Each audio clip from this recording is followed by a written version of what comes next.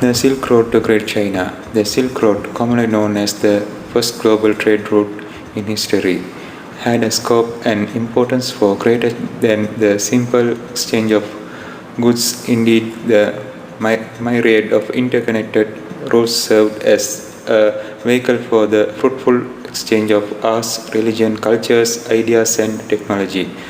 The network began with the expansion of the Han Dynasty 202 BCE to 220 CE into Central Asia around 114 BCE through the missions and exploration of the Chinese imperial envoy Zhang Qian, which brought the region under unified control. The Silk Road in Han officially connected Asia and Western countries, promoting both economic and cultural communication among different areas which enriched Han Dynasty's economy and people's life. The Silk Road was initiated and spread by China's Han Dynasty through exploration and conquest in Central Asia, with the Mediterranean linked to the Fergana Valley. The next step was to open a route across the Tarim Basin and the Hexi Corridor to China proper.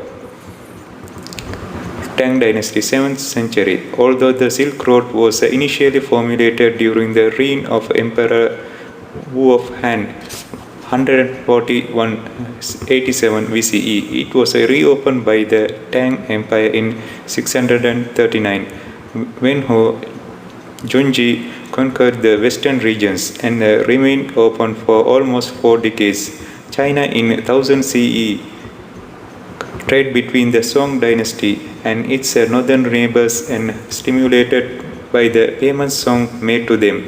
The Song set up supervised markets along the border to encourage this trade. Chinese goods that flowed north in large quantities included tea, silk, copper coins, widely used as a currency outside of China, paper and printed books, porcelain, lacquerware, jewelry, rice and other grains, ginger and other spices. The return flow included some of the silver that had originated with the Song and the horses that Song desperately needed for its armies, but also other animals such as camel and sheep, as well as goods that had traveled across the Silk Road, included fine Indian and Persian cotton, clothes, precious gems, incense and perfumes. Trade and currency happened through Maritime Silk Road under the Yuan dynasty. The Maritime Silk Road started with the short coastal routes in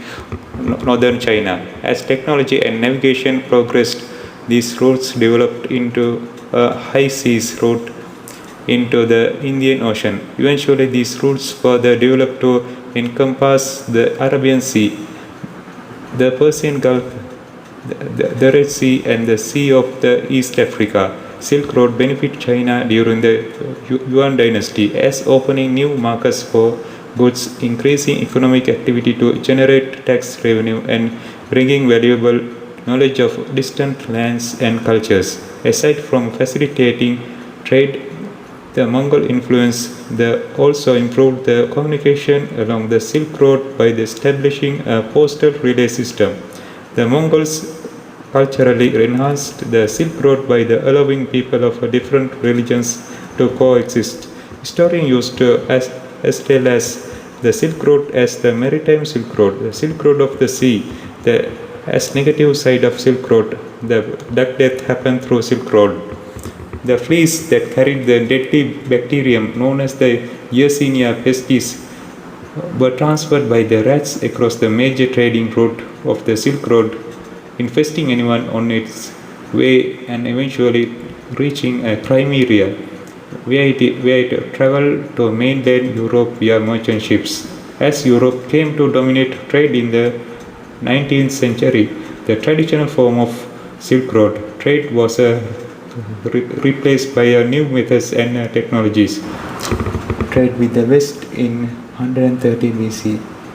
The Silk Road routes remained in use until AD 1453, when the Ottoman Empire boycotted trade with China enclosed them. The Silk Road was not just a trade route but a cultural highway, connecting diverse people and spreading ideas and knowledge across vast distances. The Silk Road was not just a trade route but a cultural highway, connecting diverse people and spreading ideas and knowledge across the vast distances.